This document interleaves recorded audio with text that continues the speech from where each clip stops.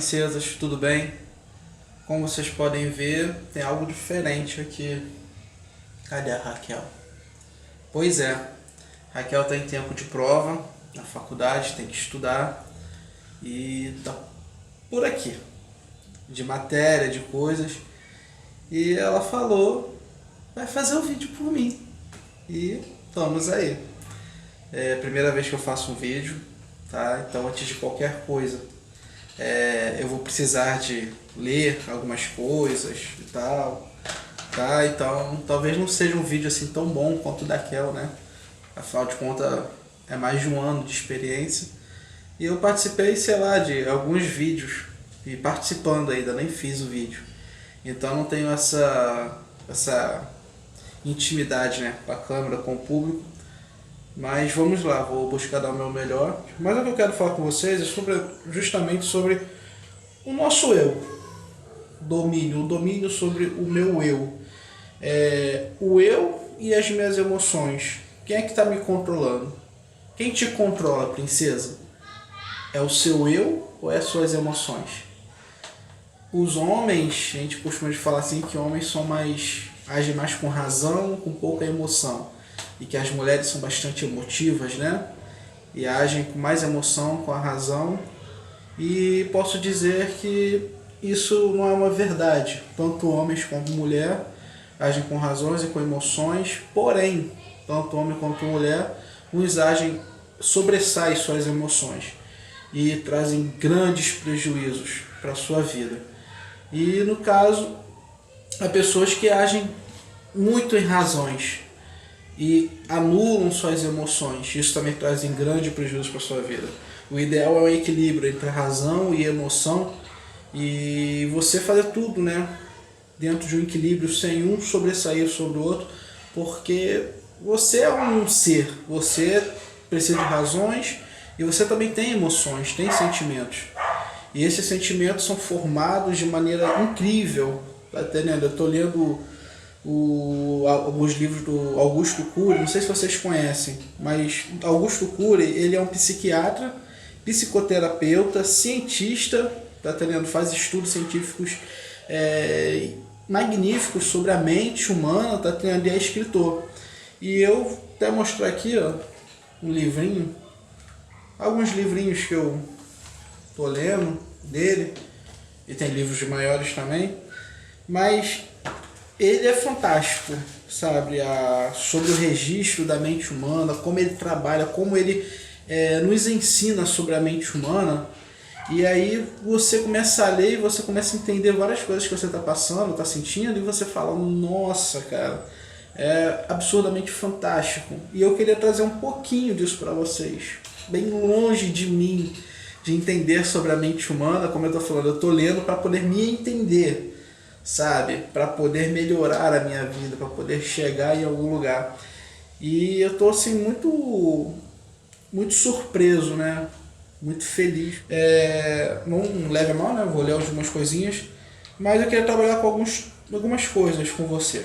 Antes de eu começar a trabalhar, eu queria falar um pouquinho de mim. O que acontece? Eu sou uma pessoa assim sanguínea, tá? Bem sanguínea. Sou um pouco hiperativo. Então eu tenho assim uma grande dificuldade, tá entendendo? De me concentrar, de ficar quieto em algum lugar. Eu tô parado, minha perna tá balançando, tá tendo ansiedade, essas coisas. E para ser bem sincero, isso me prejudica muito, tá? Me prejudica bastante. Eu vejo que isso não é legal. E a minha vida toda, sabe, eu vivi dessa maneira, de forma imperativa, de forma ansiosa, e eu sempre busquei trabalhar dessa maneira, tá tendo em cima da ansiedade, em cima de expectativas, pensando, projetando futuramente, cara, então pode ser tal. E eu comecei o quê? Eu comecei a sofrer de uma síndrome, SPA, Síndrome do Pensamento Acelerado, e ele fala também nos seus livros sobre isso. O que acontece? Essa síndrome do pensamento acelerado. Cara, você não desliga a sua mente. E eu creio que vocês, já princesas, já podem ter passado por isso. Você fica pensando, sabe, sem parar. Você quer até parar de pensar, para você ter noção. Você às vezes vai dormir e fala, cara, eu quero dormir, eu não quero pensar. e você não consegue parar de pensar. Seus pensamentos são involuntários. Seu pensamento, pô, você começa a pensar, sei lá, às vezes na princesa, sabe? Começa a pensar no menino, aí do menino já pensa em casamento, de casamento pensa em casa, em filhos, e por aí vai. E outra princesa pensa, pô, tô acabando no segundo grau, e tem vestibular, e tem faculdade, e se imagina já na faculdade, e se imagina em situações, cria na sua mente situações dentro da faculdade, e ela nem acabou o segundo grau ainda. Tá entendendo? E isso, cara, traz assim uma angústia, uma pressão para dentro de nós. E é justamente por passar por isso que eu falei assim, cara, eu preciso mudar. Eu preciso melhorar. Primeiro, antes de qualquer coisa, me abrindo para Deus, tá entendendo? Entregando meu coração para Deus, meus pensamentos. Senhor, toma conta dos meus pensamentos. Senhor, toma meus pensamentos em tuas mãos, toma meu coração em tuas mãos. Desacelera a minha mente, desacelera esses pensamentos, porque eu preciso relaxar. Eu preciso pensar corretamente, sabe, de forma certa. Não posso ficar deixando minhas emoções dominar os meus pensamentos e me trazer essa tortura, que eu estou pensando coisas que eu nem sei se vai acontecer. A gente imagina, a gente cria, sabe? É uma coisa muito louca. E a gente, dentro desses pensamentos, cria sonhos. Construímos muitos sonhos. Se eu perguntar aqui quem tem sonhos, todos nós temos sonhos. Eu tenho sonhos. E o que eu quero falar junto desse domínio das emoções do eu é justamente o quê? Que sonhos, eles estão literalmente ligados ao quê? À disciplina. Se você tem um sonho e você não ter disciplina, você não vai conseguir alcançar esse seu sonho. E ter disciplina implica em quê? Em perder. Implica em perdas. Então, nós nos frustramos quando nós temos sonhos e não temos disciplina. O Augusto Cury, ele fala um pouco sobre isso aqui, sobre sonhos e disciplinas, e ele fala que os sonhos sem disciplina produzem pessoas frustradas. E é interessante que ele vem tratando a nossa mente humana como se fosse uma complexa aeronave.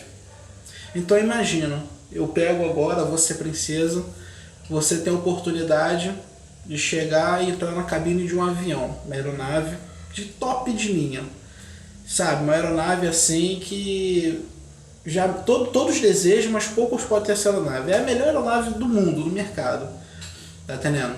E aí você pega o comandante daquela aeronave e fala assim, vem cá princesa, senta aqui agora, bom, essa aeronave é sua, decola ela, faz ela voar. Essa aeronave faz coisas incríveis. Então vai lá, faz essa aeronave funcionar. E quando você olha para aquela aeronave, você está sentada com o leme na mão, você vê aquele painel. Gente, é tanto botão, é tanto instrumento, é tantas coisas que você fica perdido, você sabe. Tu fala assim, cara, eu tô com a melhor aeronave do mundo na minha mão, mas eu não sei fazer ela voar. Assim somos nós. Gente, nós somos seres criados por Deus com capacidades imensas, absurdas, tá entendendo? De fazer coisas que nós não pensamos, nós não imaginamos. E o que falta em nós é o quê? É justamente como trabalhar, sabe, essas áreas, como fazer funcionar a nossa mente a nosso favor. E ele fala que assim, ó, embarcamos diariamente na mais complexa das aeronaves, comandada por um piloto frequentemente despreparado, mal equipado e mal educado, e portanto sujeito a causar inúmeros acidentes. A aeronave é a mente humana e o piloto é o eu. Então nós não somos preparados, nós não fomos, sabe, ensinados a trabalhar a nossa mente. E eu sou uma pessoa que estou na primeira fila disso, de não ter sido preparado. Eu fui, sabe, se tiver uma fila para isso, eu sou o primeiro, sabe? Eu não fui preparado para trabalhar a minha mente. E quando nós não trabalhamos a nossa mente, nós não sabemos lidar com os instrumentos, com as ferramentas corretas para que a nossa mente possa trabalhar. E é justamente isso que acontece. Nós temos sonhos. Esses sonhos estão na nossa mente. Tá entendendo? O meu eu tem que dominar tudo isso, mas nesse caminho de realizar meus sonhos, são tantas coisas que acontecem que a gente, sabe, foge, perde bastante o foco daquilo que realmente a gente tem que fazer. A gente perde a disciplina, não temos essa disciplina. E com isso, todos os instrumentos da nossa mente, a serenave magnífica, ela simplesmente não sai do lugar. Ela simplesmente fica parada, fica inerte. Porque nós não sabemos trabalhar, nós não sabemos manusear, nós não fomos educados a pensar, a produzir pensamentos inteligentes. E com isso nós nos frustramos. Pessoas frustradas se tornam pessoas doentes. Doentes emocionais, doenças psicossomáticas, que elas são geradas diante do estresse, diante da ansiedade, e os seus resultados, seu ponto de ataque é o nosso próprio corpo. Então, quantas pessoas hoje na nossa sociedade moderna são pessoas doentes, não necessariamente por uma debilidade física, mas uma debilidade mental. A pessoa está tão doente mentalmente que essa doença mental, ela se expõe, ela reage no nosso próprio corpo. Eu queria trazer um texto para vocês, dois textos na verdade. Um se encontra em Mateus 6, versículo 22 e 23, que diz assim: os olhos são lâmpada do corpo, portanto se teus olhos forem bons, teu corpo será pleno de luz. Porém, se teus olhos forem maus, todo o teu corpo estará em absoluta escuridão. Por isso, se a luz que está em ti são trevas, quão tremendas são as trevas. Quão tremendas são essas trevas que estão dentro de você. Então, os nossos olhos, tá entendendo? São a lâmpada do nosso corpo. Tudo que a gente vê é registrado e armazenado na nossa memória. E se nossos olhos são bons, como assim nossos olhos são bons? Se nós buscarmos, olharmos, tá entendendo? Atentarmos, nos interessarmos por coisas boas, tá entendendo?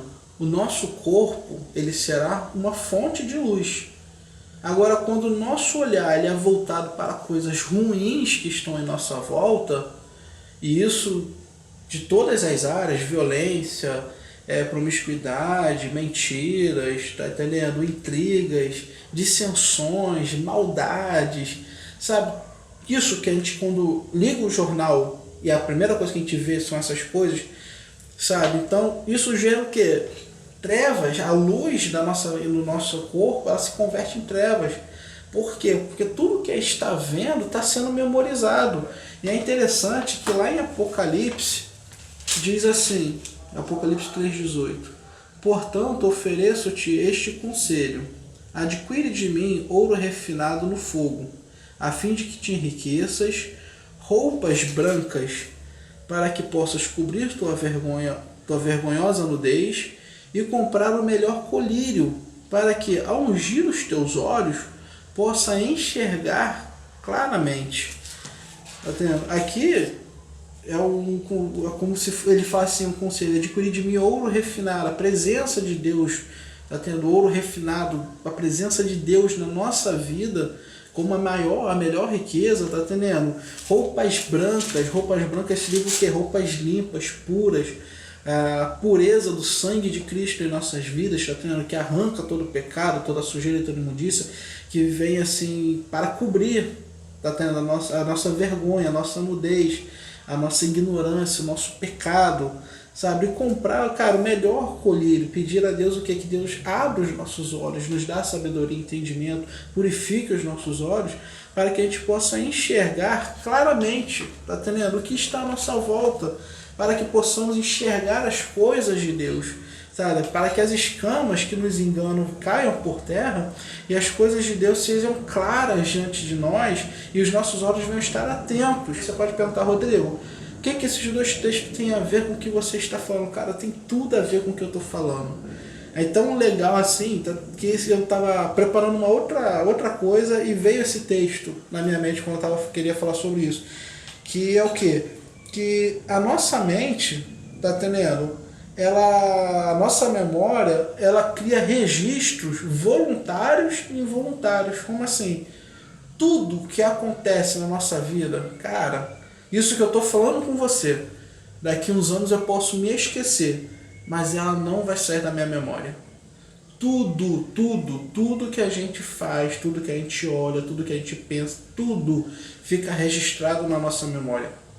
A nossa memória, ela tem um registro involuntário, ela é chamado fenômeno RAM, que é um registro automático de memória. Nossa memória, ela registra todas as coisas boas, todas as coisas ruins, tudo aquilo que é saudável, tudo aquilo que é doente, tudo aquilo que é neutro para a nossa vida. E Augusto Cury ele trabalha dessa maneira dizendo o quê? Que na nossa mente existem as janelas light e as janelas killer. As janelas light, elas são janelas que armazenam bons pensamentos. Ela armazena, sabe, os sentimentos bonitos, sabe, aquele carinho, aquele abraço, aquela palavra bonita que você ouviu, um sentimento de carinho, de amor, tá entendendo? De compaixão, de perdão, que gerou felicidade na sua alegria, sabe, te comoveu. E todas essas coisas boas, elas vão para as janelas light. Janelas killers, ou então essas janelas traumáticas, são as janelas que armazenam tudo aquilo que não é bom, cara. Tudo aquilo que é ruim, decepções, frustrações, fracassos, emoções negativas, tá tendo pensamentos negativos, maldades, injúria, dissensões, brigas, sabe? E a sua mente começa a trabalhar dessa maneira. E é muito comum, muito mais fácil a gente pensar coisas ruins do que coisas boas. E às vezes a princesa está passando por esse problema.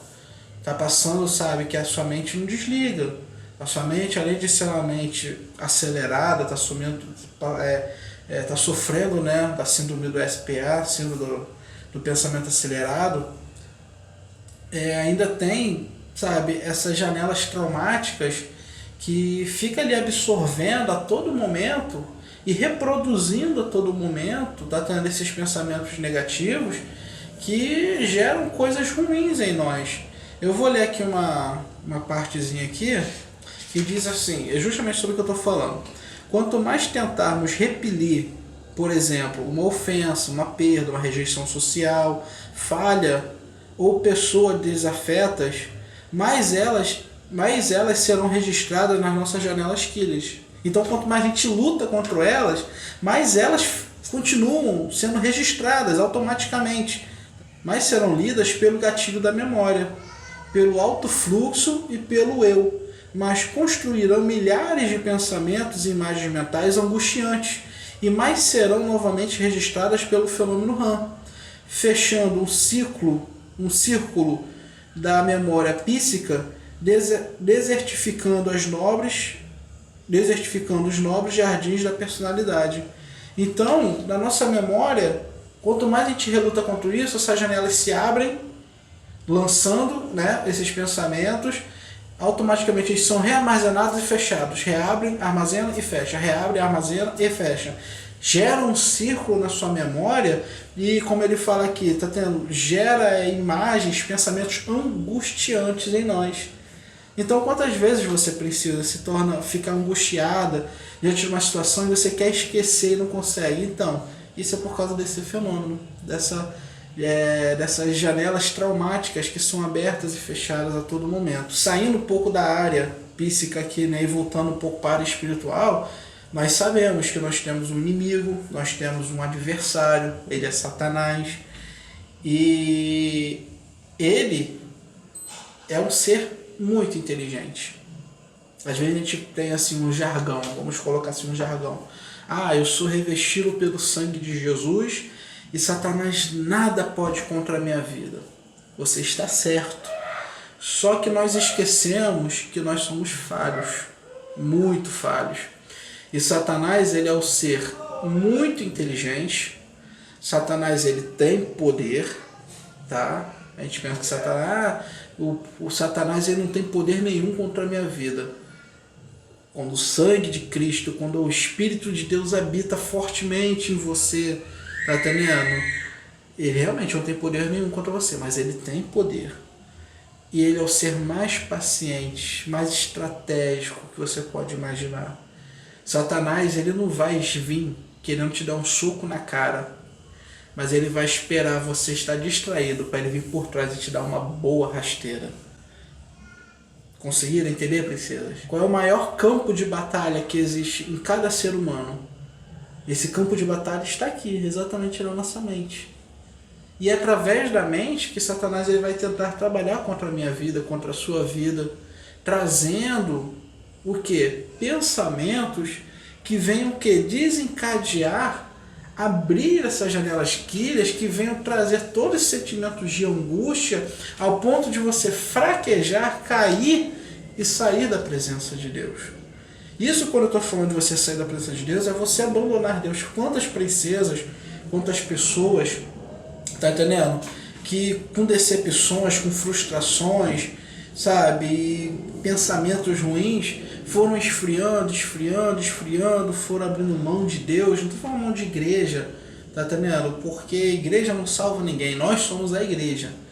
Pastor não salva ninguém, padre não salva ninguém, quem salva é Jesus Cristo. E nós nos decepcionamos, às vezes, com pessoas dentro da nossa igreja, dentro da nossa comunidade, com líderes, com famílias, e atribuímos a culpa a Deus. Como se Deus fosse o culpado, e não nós, não as pessoas. E falamos assim, então eu vou sair da igreja.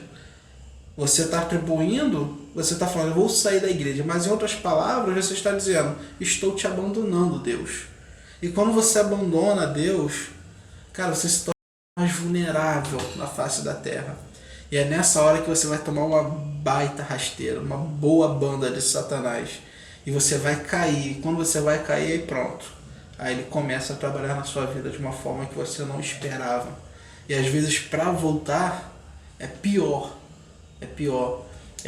Jesus ele traz uma parábola que ele fala, né, da casa que tem um morador naquela casa e é tirado aquele morador daquela casa ela é limpa, ela é restaurada e tudo mais.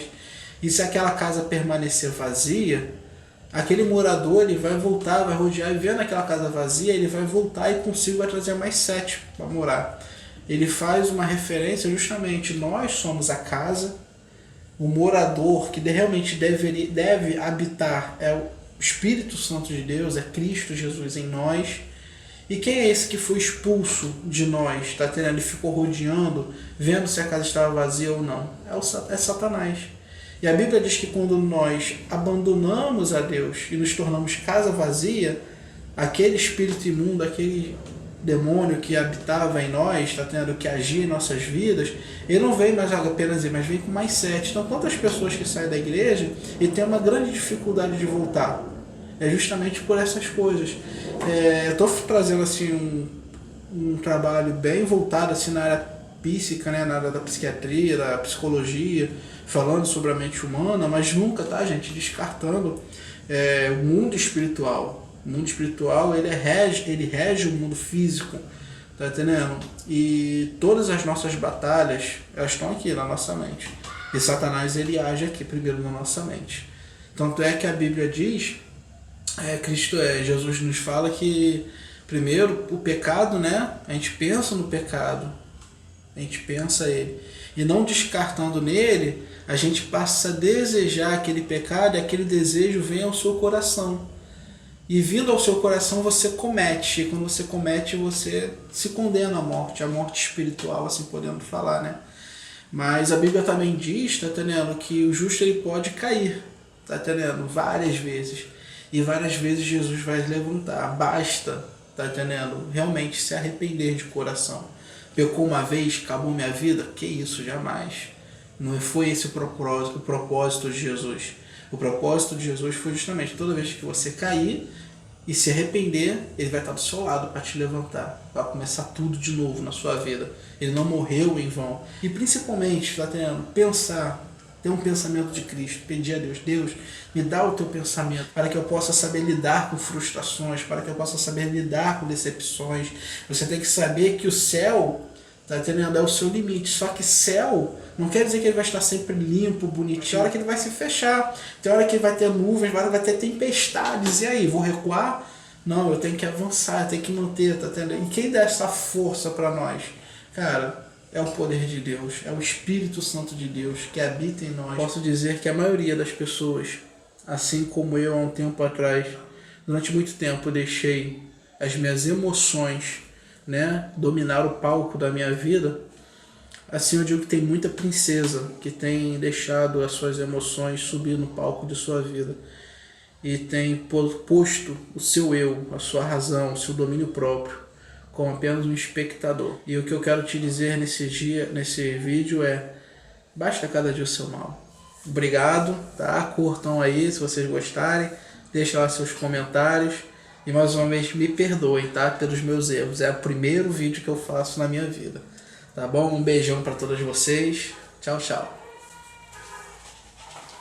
Cadê?